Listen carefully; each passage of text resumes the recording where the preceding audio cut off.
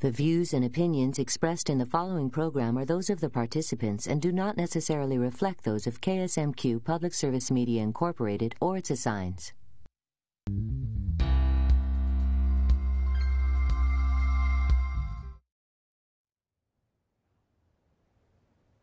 Welcome to the Women in the Workplace Regional Town Hall Special as a part of KSMQ's Cities on the Move series.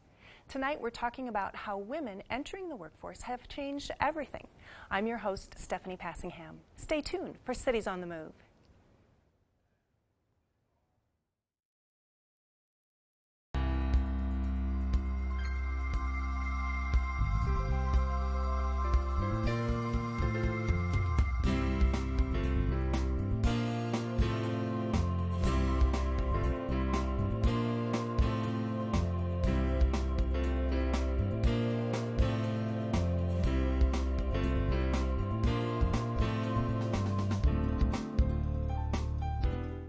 Tonight, our discussion regarding women in the workplace will provide some historical perspective on how the feminist movement led more women into careers outside the home. We'll take a look at how businesses and society at large are adjusting, and we'll talk about what needs must be met to maximize the changing dynamics for women and men. Please welcome our special guests. Bonnie Watkins, Minnesota Women's Consortium. Bonnie Reitz, former mayor of Austin, Minnesota.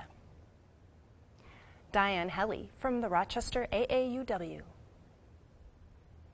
Amy Brennigan from the Office of the Economic Status of Women. Kim Nelson, Albert Lee Children's Center Director. And working woman Tammy Leonard. Thank you all for being here. We'd also like to welcome members of our at-home audience to join us anytime by making a comment or asking a question. The phone number is 1-877-469-5767 or email us at ask@ksmq.org. We are also pleased to have an in-studio audience tonight. I hope you will actively engage our panelists and share your personal experiences to enhance our discussion. We're going to open with a brief historical review. Let's start right here. Women in the workplace are nothing new. In the last century, women were called to serve their country during World War II, and Rosie the Riveter gained fame as a key participant in winning the war. The 1960s brought the second wave of the women's liberation movement front and center, which led to more women entering the workforce as a result of personal choice rather than economic circumstances. And today, 70% of women work outside the home compared to 33% in 1967. In 1963, when the Equal Pay Act was passed, full-time working women were paid 59 cents on average for every dollar paid to men. In 2007, paychecks reflected only 78 cents for every $1 earned by men. Are the women of today achieving the goals set out for them by the feminist leaders of yesterday? Are these goals still valid? Join us in the upcoming discussion by calling 877-469-5767 or email us at ask@ksmq.org. All right. Well, there certainly have been some changes since back in the 60s. But Amy, help us take a look at the historical perspective. Let's start there and give us some numbers and some picture of what it looked like as really a big wave of women started entering the workforce. Well, certainly, and so much has changed over that time, and it's also amazing to think about what stayed the same. So in the 60s and 70s, we still had the major choices for women as teaching, healthcare, administrative work. And about a third of the women were in the workforce at that time, as the percentages showed on the film. And since that time, the percentage has slowly gained over time. And sometimes it gains very quickly and then plateaus. And sometimes it just steadily shows a gain. And I think that what we've seen is that options have opened up and expanded and increased, and that percentage has risen both because of opportunity but also because of economic need. And now we do have more opportunity, yet we still have challenges in front of us. Mm-hmm. All right. Bonnie, you entered the workforce at about that time. Tell us, what was it like? Give us a first-hand look. I graduated from college in 1972, McAllister College in St. Paul, which we thought was a pretty big deal then, that somehow we just assumed we would get out there and have wonderful careers, but wait, what was I going to be when I grew up? So I became a clerical worker, as did so many millions of other women nationwide. I was a clerk typist too in state government employment. And I actually loved the work, being the sort of communications central for a small office, being the one person who knew where everybody was, what was going on. But I soon discovered that the pay and the respect and the treatment of women was far below that of all the men. I was the only woman in the office of about 7 male professionals who did various things. But a couple of things I wanted to follow up on with Amy's numbers. One is that in Minnesota in particular, women have always had higher labor force rates than the nation. So I think that we've got a real commitment to being in the workforce, although we've always continued to face those issues about how we balance family, working part-time, all those kinds of things. But it was very exciting, even though I was in a job that a lot of people clearly considered sort of a lowly job. It was neat. There were so many things happening at that time. There definitely was a sense that new doors were starting to open for women. It didn't take us long to create an organization called Women in State Employment that went out there and fought for, we need more of a career ladder. How come to get to the top of the clerical workers' career ladder in state government took about 20 years at that time? Okay. Where if you were, for example, a carpenter, you could get to the top of your career ladder in about 6 months. So we really started taking a look at the structure of the workplace pretty early on, and it was a huge time of change. There was that sense there were lots of women around, and they weren't going to just take some of the things they'd maybe been taking for years. So it was an exciting time to be there, and you didn't feel alone, at least at that stage of the game. So. All right. Okay. Yeah, I know Stephanie looks at me. I'm another one, a product of the 70s. One of the things that I remember that just makes my blood boil still, and it's how many years ago? I mean, you know, in the 70s, I was teaching, and my husband was in school, and I was supporting my husband, you know, so that he could go to school. And I called, I don't remember the company, but I called to get a credit card, and I gave my name, and they said, well, what's your husband's name? And I said, well, you know, I'm getting the credit card. What's your husband's name? So I gave his name, and then they said, what does he do? And I said, I'm getting the credit card. I have a job. My husband's going to school. And they said, I'm sorry, you can't get the credit card because he didn't have a job. I was so mad. So that was a product of the 70s. I don't think you'd see that happen these days. So. I have an interesting perspective based on, because I was a child in the 70s. And Thank you for pointing that out. We all needed to hear that. Yeah. But I remember my dad was a salesman, and where we just moved every time the sales kind of dried up. And my mom worked for cities. You know, she was like a finance clerk kind of person in the cities, and always seemed to have a stable job and, you know, clerical. And we always moved based on what. And so that's what, when I thought of this piece, I remembered that we always moved based on where my dad was at with his job. And I think that I've seen a difference in that. But in the 70s, that seemed to be the deal. So. Diane, AAUW has done quite a bit of work in terms of pay equity is one of their big things, and we saw the pay balance when women first were entering the workforce was really, you know, we think 78 cents is bad now, but it was worse then. Yes, one of the main emphasis of AAUW, particularly the past year, has been working on the pay equity issue, to work to get the laws passed for pay equity for women. Because for women to succeed, they need pay equity, and a lot of women nowadays are the sole breadwinner or partial breadwinner of the family, so that's a very important issue for us. And as a software engineer, you certainly have worked in a field that is perhaps non-traditional for women. What was it like when you first started? Well, I started work in 1979, so I started in a field that still is very male-dominated. Where I work, it's about 5% women. And when my father was a teacher, when I started with IBM, I made more than he did when he retired. So the starting pay for women at that time in that field was very good and continues to be a very good field. All right. Can I throw in something about the earnings gap? This is something that I've tracked for decades, I'm proud to say. And I think a lot of people have the impression that it's sort of an onward and upward thing on the curve there, that we've gone from the 59 cents to the 78 cents, and if we just stay alive long enough, it'll get up to that 100. It's not real. If you really track it over the decades, and I do have a chart somewhere that shows it really has fluctuated over time.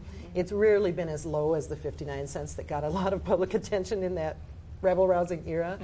But there's no guarantee it's going to keep on going up. And in fact, it's been up and down. And one of the biggest reasons women's pay in relation to men's goes up from time to time is that men's average pay goes down during times of recession and others. So it's not necessarily that women are doing so much better, but it's the structure of the labor force, the kind of blue-collar jobs that pay well for men. When there's fewer of those, women do better. So I hate to be the throwing cold water on, but I do think people need to know it's not going to happen by magic. There's more behind that number than we know. Even if it was onward and upward, last time I calculated, it was going to take about another 73 years or something of a certain rate of change to get there, and I don't have 73 more years. So it really does take advocacy and action and paying attention and negotiating better salaries for yourself or all those sorts of things. And when you gals were entering the workforce at that time, or this whole movement was taking place, was there an economic surge that created some openings for you, or you were an optimistic graduate with your degree in hand? Were you displacing men? I mean, what was the reception? Was there a place to go when you decided that you wanted to be in the workplace? Interestingly enough, I started teaching in 1971, and I just barely got a job. The teaching profession is one where it's really cyclical as far as the need. And so I was a French teacher at the time, and there were not that many jobs available. And I just barely got a job teaching French in a school in the suburbs in the cities. But that didn't have so much to do with men and women as just the teaching profession itself. And in the teaching profession, that's actually one of the professions where, there are more women and women can excel. The jobs, the pay often is, equitable. So that I didn't really notice any discrepancies there as I was starting my work. It was later on in my life that those things came up. But in the teaching profession, when I started off, I did not notice that in my profession.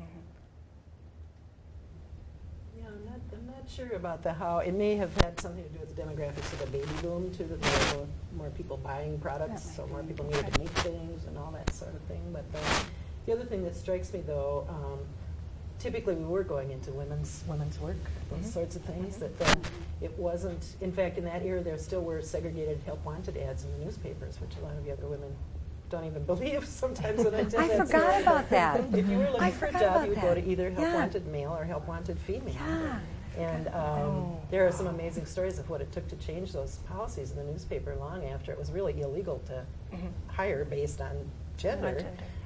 There were still those listings in the paper, and there were some funny stories about theirs. I believe it was a Now chapter. It might have been a little ad hoc group, like there were so many of those then, that actually pasted big like bumper stickers, but they pasted them on the window of the newspaper delivery trucks that said "Stop Sexigated Want Ads" for the Star Tribune, Minneapolis Star Tribune newspaper. Wow. And they still peeled them off and kept doing it for a long time. It took, I think it was finally a Human Rights Department legal action that led them to finally back down on that. But the workforce was so segregated then, and it still is to some degree now, but it's not official now. And then there were all these barriers the minute a woman got married or the minute a woman got pregnant. In many cases, she was either forced or expected to leave her job. There were not maternity policies. I talked to a woman in banking one time who was very highly placed in banking. But the minute she got pregnant, it was kind of, all bets are off. Now you have a problem, don't you?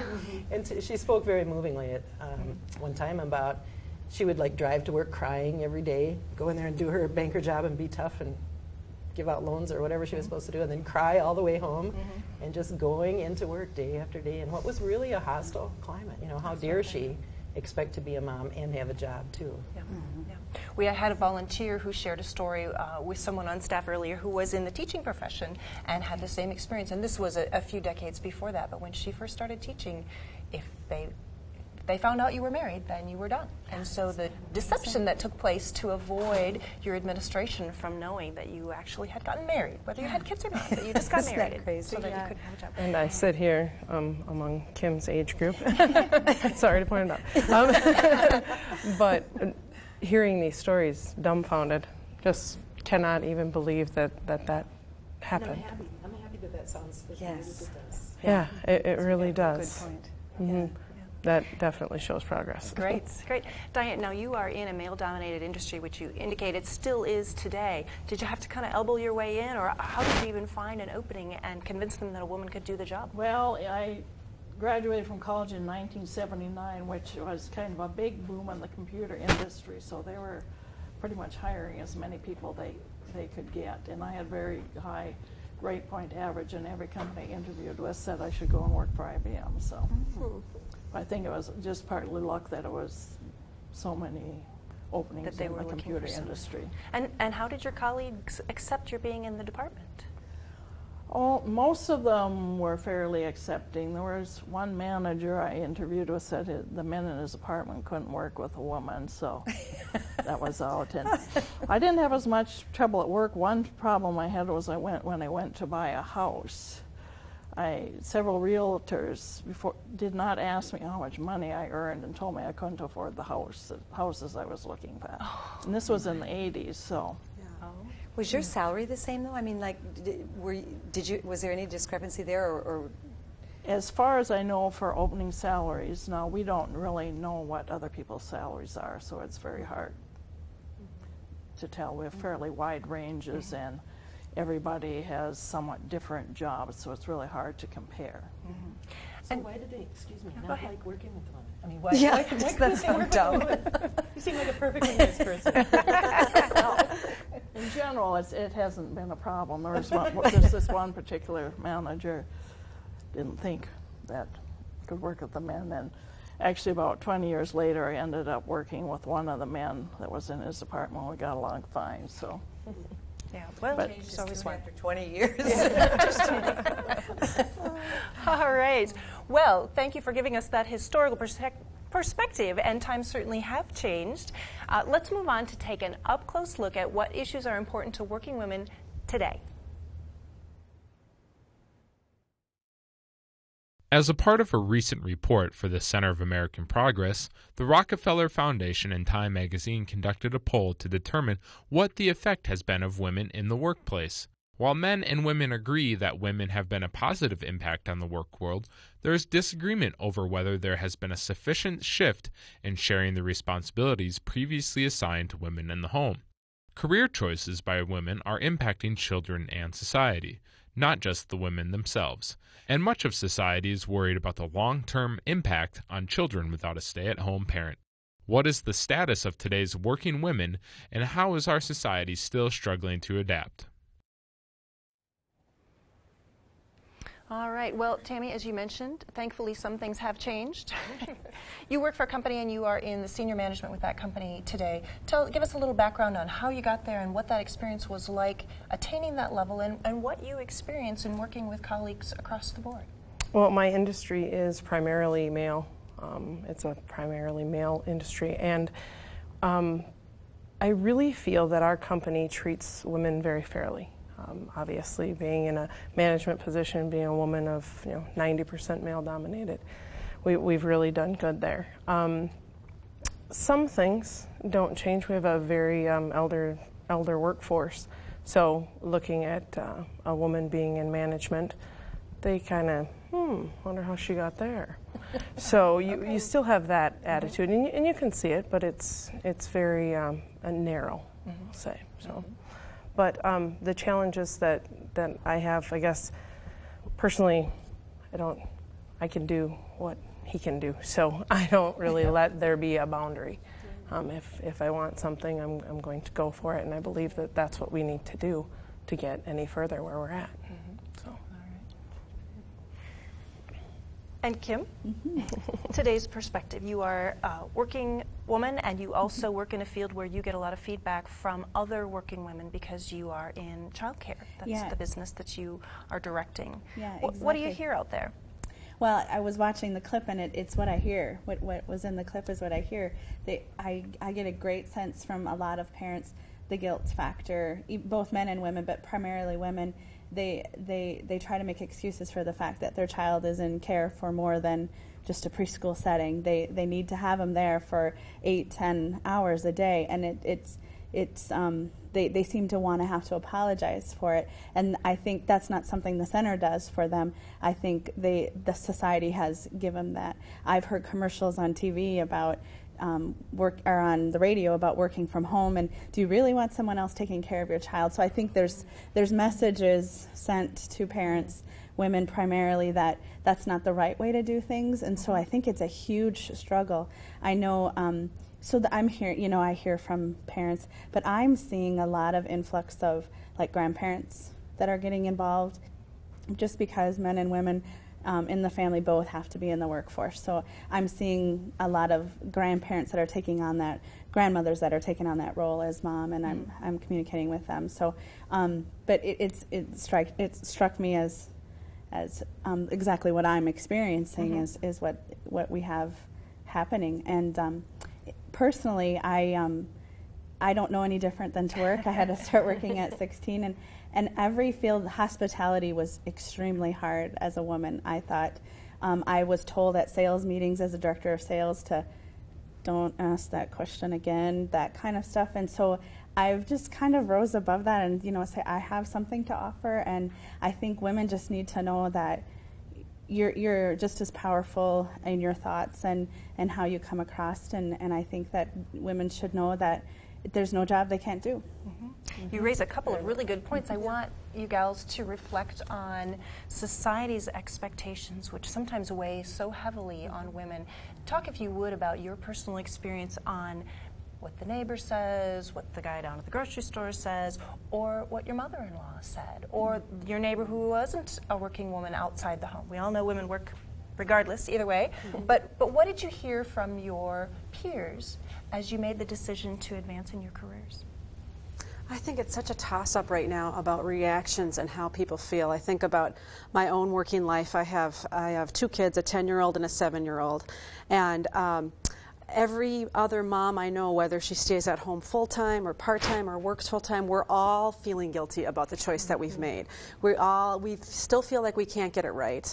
And I think there's tremendous pressure and a lot of mixed messages. And sometimes, what I see is inaccurate information that gets out there. I think we've heard a lot about these working mothers that decide, no, I'm not going to work, I'm going to go back and I'm going to stay home. And that's just a really, really, truly small percentage of the workforce. Most women are working because they have to. I mean, 2/3 of working families today are two parents working and kids at home. So it's interesting. I think the messages and the realities are really mixed, and it's a jumble and really hard to navigate it and to feel like you're doing the right thing.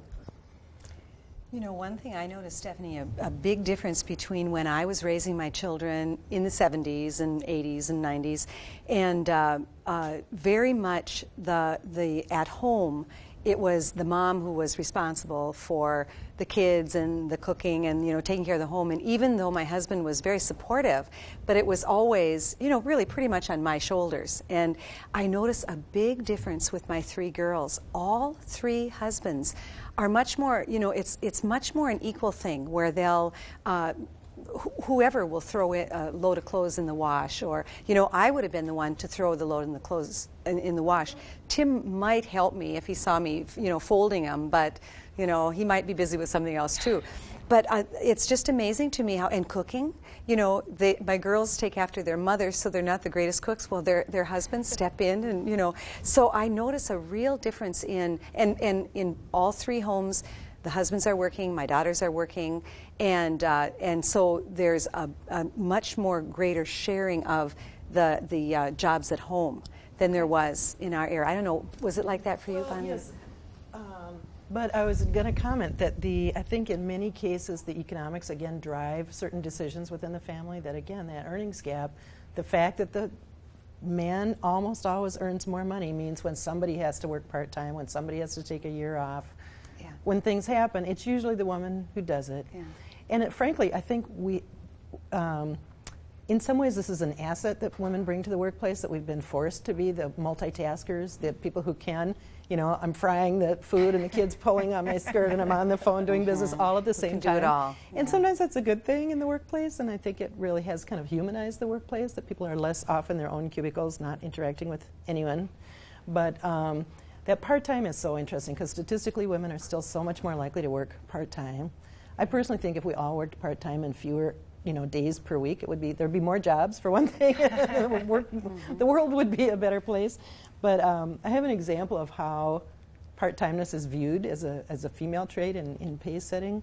In a former life, I traveled the state teaching local employers how to implement the local government pay equity law, which is still on the books today.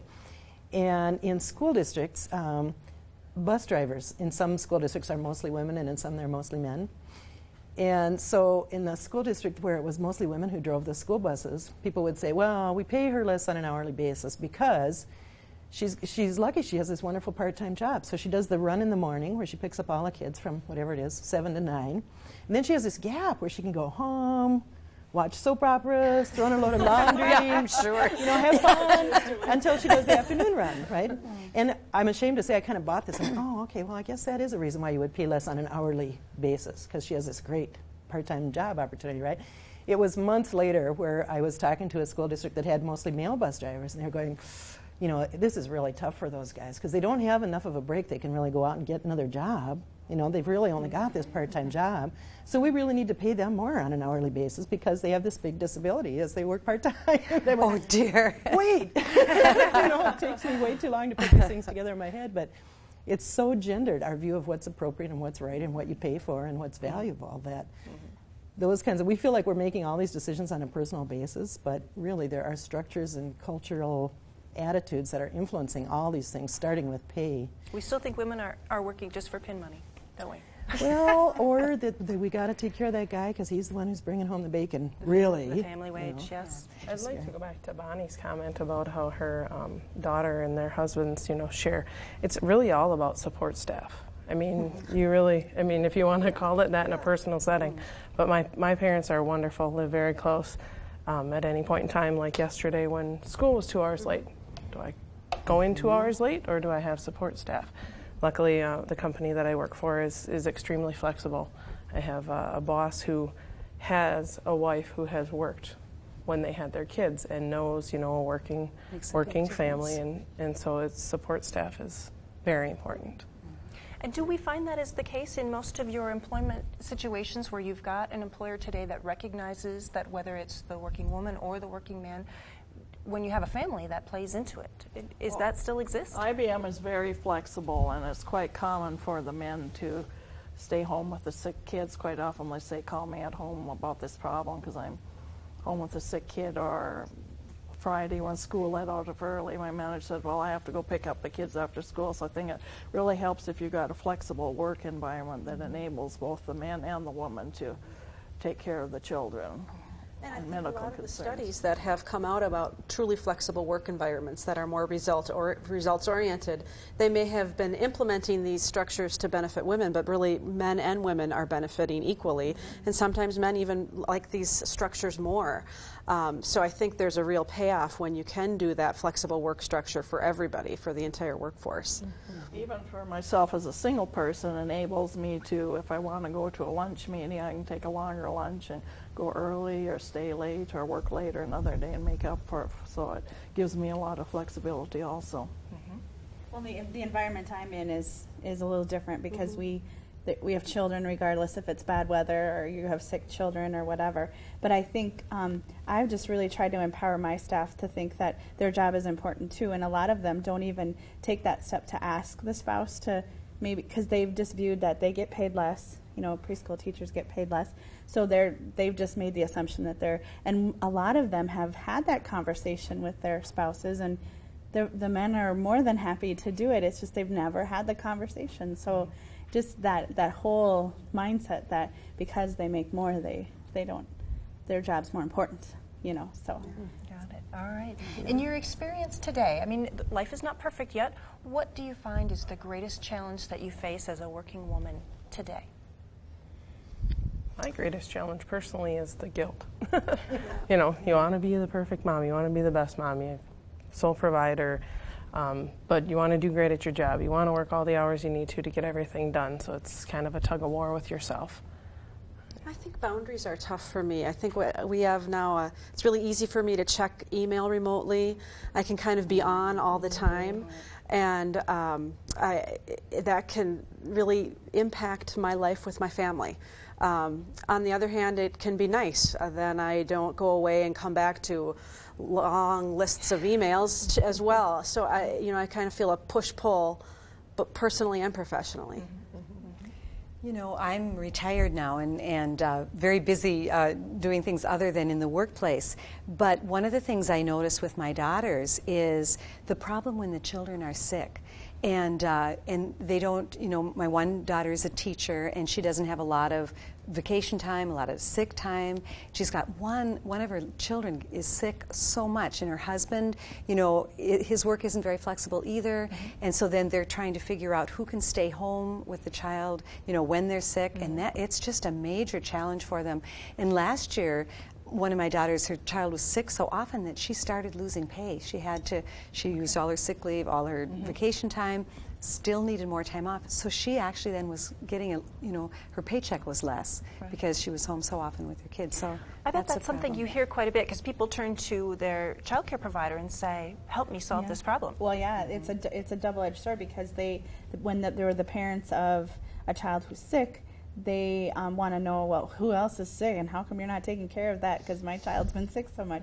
So we have that, but then we also have, we can't come and get them. Neither of us can get out of work. So it's just that support plan, that is huge. And I have a great support system, but I have to look outside that box because a lot of families that move into our area don't have that, and they don't know anybody. They don't trust people at work, which because they don't know them yet. And so we try to really support that, but it's a huge barrier. And the Minnesota Department of Health lays out our regulations, and we find if we don't if we ever say, okay, well, when you can get here, then we have this, we might have this huge outbreak of strep throat or whatever. And so then you have a whole nother set of families that are frustrated. And so it's a hard thing. And, we have this epidemic that's happening where we know at 11:30 that the child was given Tylenol because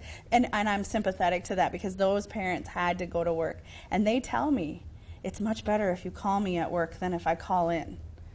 So if you call me at work and say my child is sick, they're more flexible than if I call in and say I have a sick child today. So you play the game third-party verification. Yeah. Interesting. It's very interesting. How about pay you $1 million to do Yeah. For you gals that no longer have children at home, what's your greatest challenge? Because that is a great share of the workforce. The other end of the age spectrum is kind of the letting go issues. So my kids are both in that kind of last year of college, graduating from college age. So the letting go process that really started probably when they were 13. You know what I mean? How much should I be present at the slumber party they're having in the basement? It continues, I'm sorry to say, for a lot longer than I thought it would. So.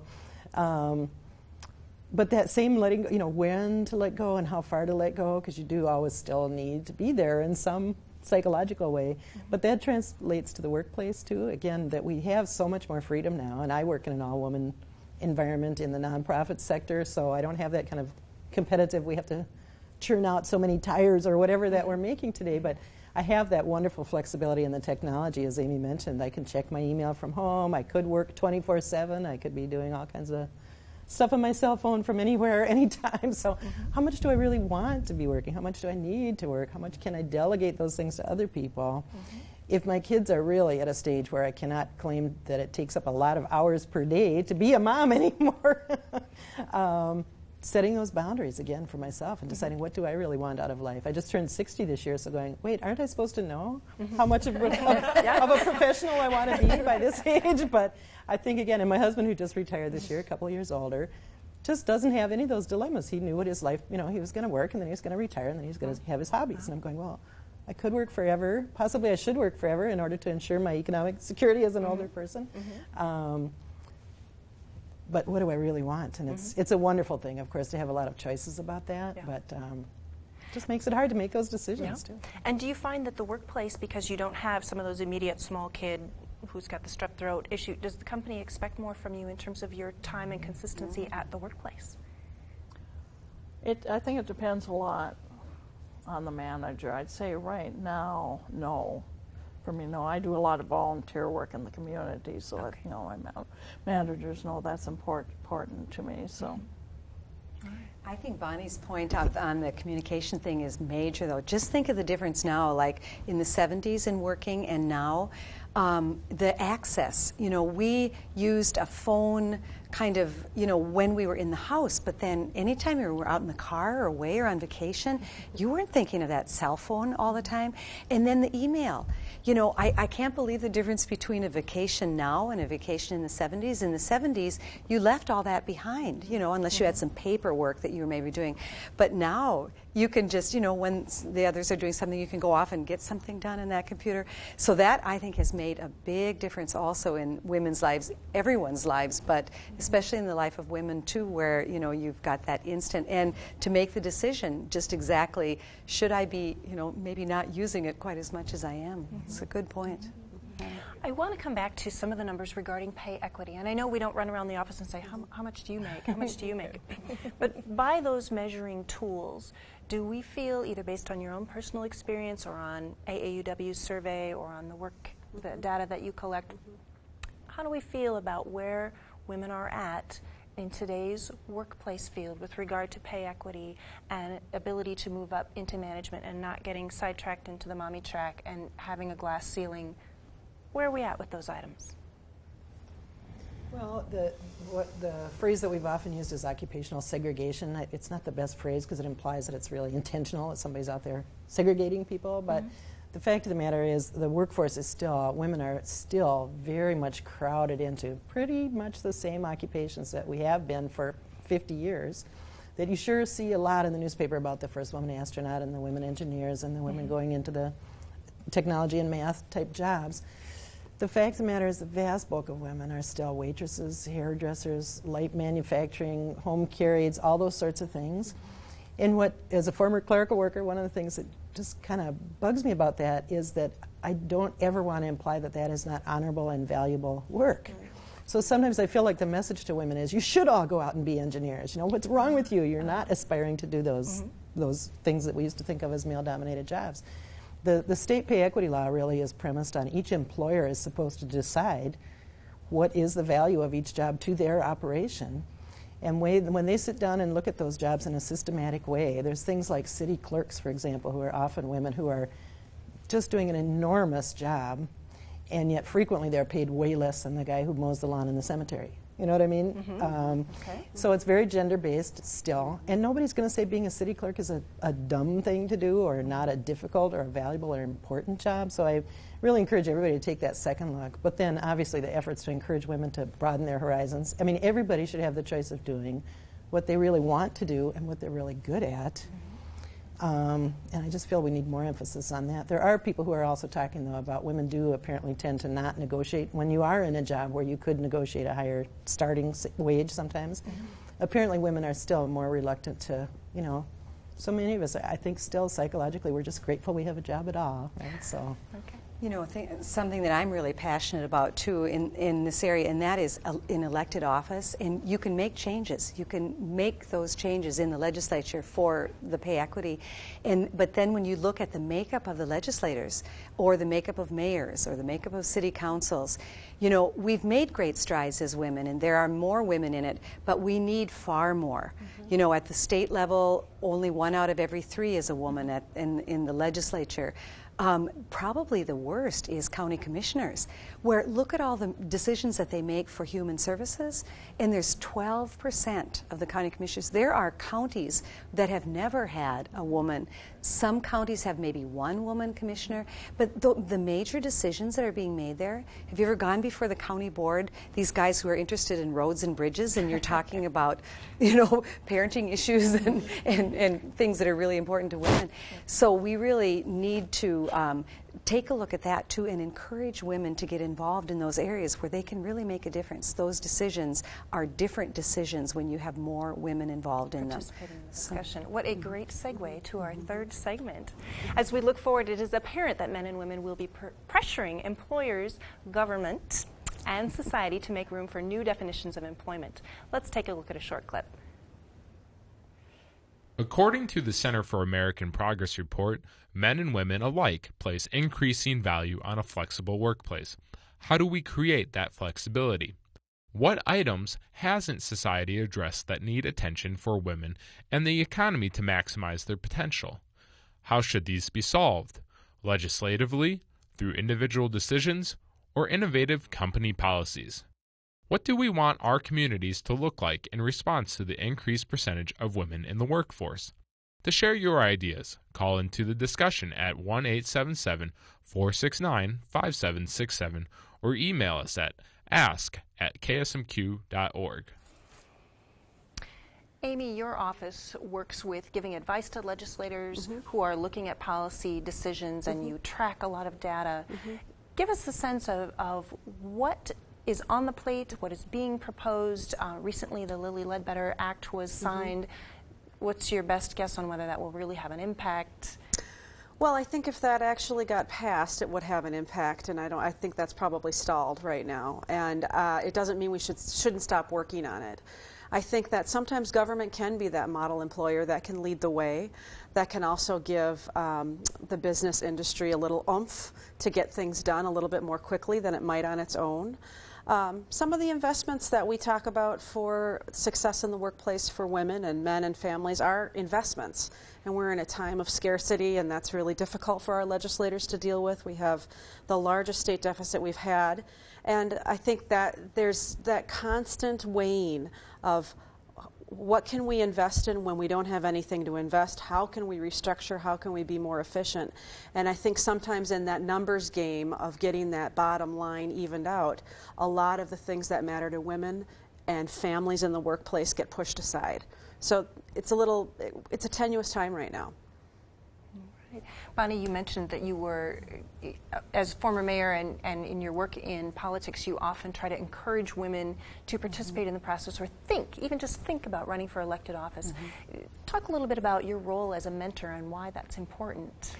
Well, I think, you really do. Many times a woman running for public office, when you speak in general terms, a woman running for public office is quite different than a man running. I remember when I had been on city council for 8 years and the mayor was retiring, and it was my daughter's senior year in high school, and I thought, I shouldn't run for mayor, her senior year. And I really, what I'll do, I'll really study and work at it, and then I'll run in 2 years. And I don't know how many of you know Pat Piper, wonderful senator from our area. She sat me down and she said, Bonnie, if it were a man, he'd just run. She said, for Pete's sake, you've had 8 years of, background on council. She said, and you will always, as a mother, have family things. And she was right. I found out, the least of it was that my youngest daughter was in her senior year. So I made the decision to run and went. But I guess the point of my story is, we feel that we just really have to be well prepared, and, and there are many men that just do it. And then we also need support. And that's why I think it's really important, if you're not interested yourself in running, to encourage other women to run who are interested and support them and help them. I never could have done everything I did without the support of people, who were encouraging me to run for public office. So I think those are two differences. And then just hearing you talk, think how different those decisions would be if 50% or more were women making those decisions. I mean, you get different decisions from a body if you have a greater variety of people sitting around, those viewpoints represented. You will get different results. And that's another reason why it's so important that women are running for public office. Bonnie, as you have watched the workplace throughout your career, being one of the early entrants back in the 60s and 70s, and you see women entering the workplace now, if you had to mentor someone and give them advice, or in the case of the legislature, what would you say still needs to be done? You've seen it and watched those changes that have taken place. What are we still missing? Well, again, at that sort of structural level, we haven't talked very much about the benefits. So let's say you've got a job with a good wage.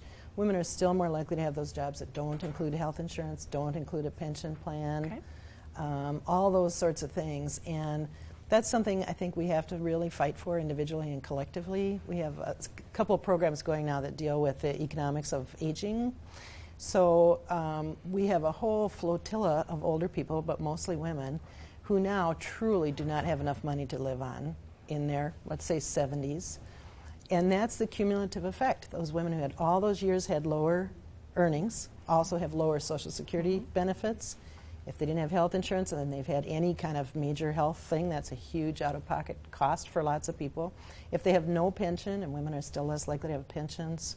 If their husband who may have died chose the pension option that didn't include survivor benefits, which lots of men do because they think that's the right thing to do, we're really seeing poverty and near poverty and close enough to poverty that you don't qualify for any of the wonderful programs. That is really happening for a lot of women. So I'm really talking to women in their 40s now to think about what are you going to have to live on. You need an absolute rock bottom minimum of about $20,000 a year to live on when you're 70. And you are going to make it to 70. You're probably going to make it to 90 if you're 40 now. Right. So, you know, you need to plan ahead for that. And from the society point of view, what the government needs to do about all this, it costs so much less to invest in some of those people now, whether that's not cutting the pension benefits that already exist or whatever, than to have, we have more and more older people who are homeless because they've lost their homes, people who are actually moving into nursing homes, not because they have a medical need, but because they have a housing need, those sorts of things. So really encouraging people to, you know, none of us is ever going to die and none of us is ever going to get old, so it's really hard to think about. But if you don't start thinking about it in your 40s, you are really limiting your options later. Oh, and as we've studied these things, Amy has helped me. We were doing some studies about this and publicizing some of this information. One of the best answers is if you get to age 65 and Social Security is all you have to live on, you're just not going to make it. Your best option, there is not going to be a government program for you. Your best option is to continue working. And so that's the talk of raising the retirement age for Social Security, working, maybe it's part-time, maybe it's re-careering. Employment is really the route to self-sufficiency for so many women, even those who maybe didn't enter the labor force until a lot later. Just being conscious about your future is really my #1 message to women of all ages. And I think there's a way that we can make that work really work and be something that is a positive thing for aging Minnesotans, that we can transform the workplace, which was what we were talking about earlier. So many of the things that would keep people working, like project-oriented work, part-time work with benefits, those are things that keep all of us working, and they appeal to all of us in the workforce. So I think there's some viability to that as an option to keep women and families and individuals who are aging self-sufficient longer. Diane, you mentioned as a single working woman, you often face different issues than some of the folks that still have young children at home. When you look to the future, what issues or needs would you love to see addressed during the remainder of your working career? Well, my challenge right now is I'll probably retire from my current job within 2 years and trying to decide what I should do next, whether I should go back to school. Probably run for public office. I work behind the scenes on a lot of companies. I probably won't run myself, but trying to decide, you know, what I should do to keep myself busy and something that I really find fulfilling. Yeah, she would. All right. Had a question from the audience, and their question is, what is being done differently for our daughters? So as we look at the next generation to come, and for you folks, talk about, you know, wherever your daughters are at, what expectations do you hope are in place for them as they participate in a working career? Well, it's interesting. In Albert Lea, we just got reports from the junior high school. They had some 8th grade testing that happened, and the girls outscored the boys in math, and outscored them in all areas, but really the first time they outscored them in math. And I think for my daughter, who's elementary, the message is going to be, society might tell you these are the jobs women need to be in, but you know, if you want to be in something that, you know, you can do it. And I think that's exciting, because the idea that whatever you do, whether it's waitressing, whether it's staying home with your children, whether it's an engineer, you have to be proud of what you're doing. And I think that just doing well on tests and being productive in school, and not just taking that, okay, girls don't do as good in math, so they're not going to take those higher level math classes just because girls don't do better in math. So I think that's just exciting to see that they do good. And so, Yeah, I think for my 10-year-old daughter, too, it's really similar interests in math and science and really nurturing that. I want to continually, because we know that. It's so interesting to know it statistically and then be the mom at the same time, that I've really got to find ways for her to continually stay nurtured and passionate and excited about it, even if she might be the only girl in that physics class or the only girl in that, you know, AP class, whatever. We really need to find those environments and ways to nurture their interests when they're passionate about things that are still a little bit less traditional. I jumped on top of your comment. Okay. No, there's the role model, like Kim was saying. I mean, the best I could hope for my daughter, who's preschool age, is she sees mom going to work every day. She knows mom's got a job, that she makes a difference, and she understands why she spends, you know, more time than most other children at preschool or daycare, because mom's got her job, and that's what we do. It's just how our lives go. There is a difference, too, in the, you know, one of the retired veterinarians was talking the other day and saying he was so surprised he went back to his alma mater and where it was all men when he went, and now this year it just turned where there's more women than men, you know, in veterinarian school. Okay. And you hear that about the seminary, you know, many more women entering that, and in the medical field you have more women in. So hopefully, you know, boy, I sure hope my granddaughters are just able to, you know, whatever they're interested in, they can go forward in it and do well, and don't not have that discrimination there, because hopefully the world is opening up and we'll get beyond some of these issues.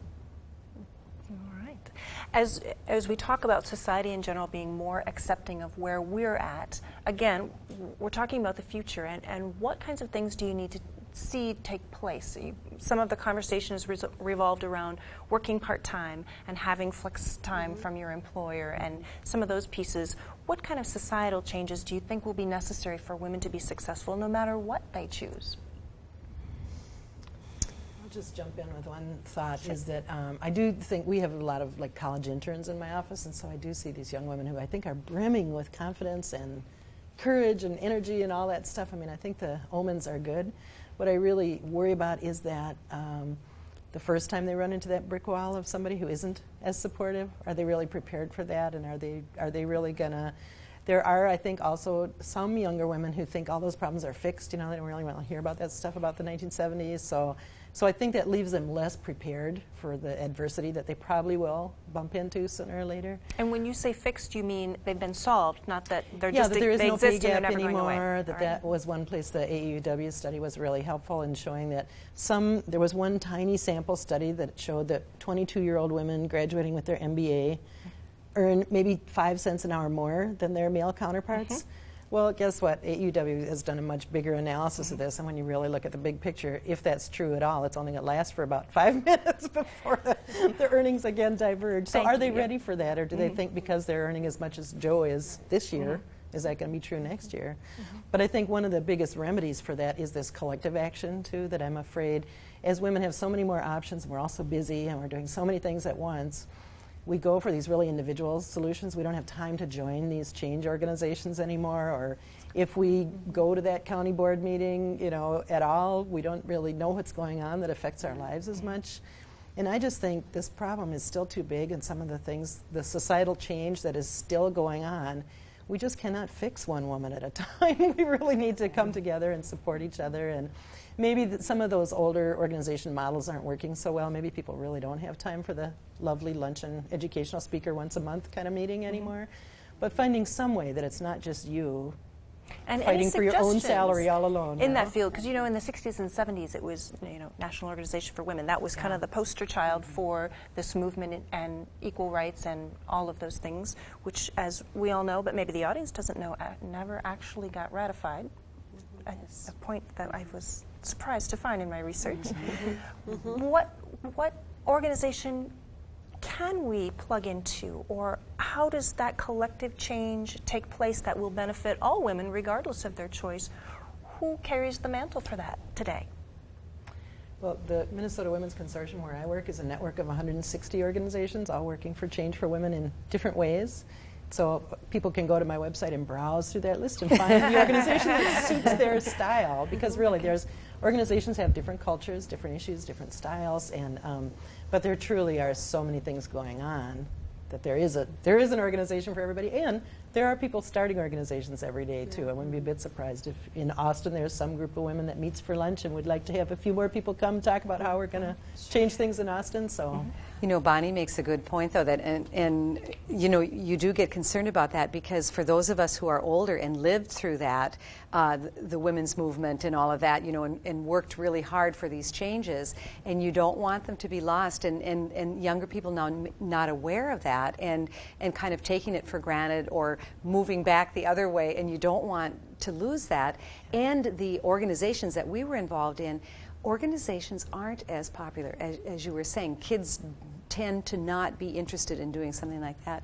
But you know, another issue that I think is key and we really need to work on, and that is child care. You know, it hits all levels of income, and especially the poor. We just did a study in Mower County through the United Way, and the biggest issue was child care. Unbelievable. And it's just, you know, it's so expensive. It's I can't give you the figures of the number of people who need child care, and it's just that it's not there.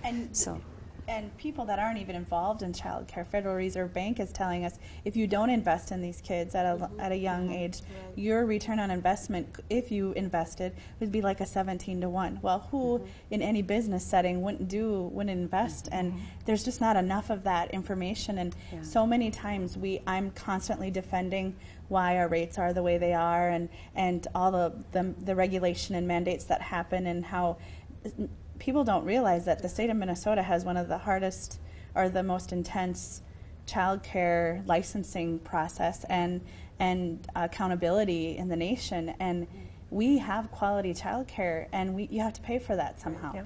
And Human Services as a whole, you know, they have this whole discussion about human services versus education, and who, you know, it keeps changing where child care is going to land, because they just don't know, is it education or is it human services? They just don't know. And actually it's both, and people have to work together. And so it's a huge beast, and it's in employers, and there's groups in the metro area that are corporate people that are saying, we're not going to wait for legislation. We're going to make this happen because we know our employees are telling us this is important. So we need to. It's an economic development issue. I mean, it's really, and it's not an exception. If we want to have a thriving community, we've got to take care of our children.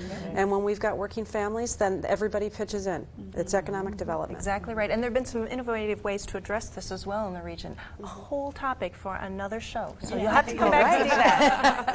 All right. Well, the question of whether women can work outside the home has long ago been answered. And the questions that remain are how our society will continue to address the needs of individuals, families, and businesses to reach maximum potential. We've had a great discussion here tonight about possible answers to these questions. Here at KSMQ, we always encourage our audience to be active viewers. Visit our website, ksmq.org, to find links to the various organizations and programs we've discussed here tonight. Our panelists will be sharing some additional thoughts on our KSMQ Facebook page. So if you'd like to be part of that discussion, please like us and share your thoughts as well. We appreciate everyone's participation. Thank you so much to our panelists, to our audience, and to our viewers at home. Tune in next week when Cities on the Move visits a beautiful winery near Rochester, Minnesota. We also explore the galaxy with Mark Zahn through his Star Wars collection. And we learn all about programming behind those Salvation Army red kettles. That's Tuesday, December 21st at 6:30 p.m. on KSMQ. Thanks for joining us. Good night.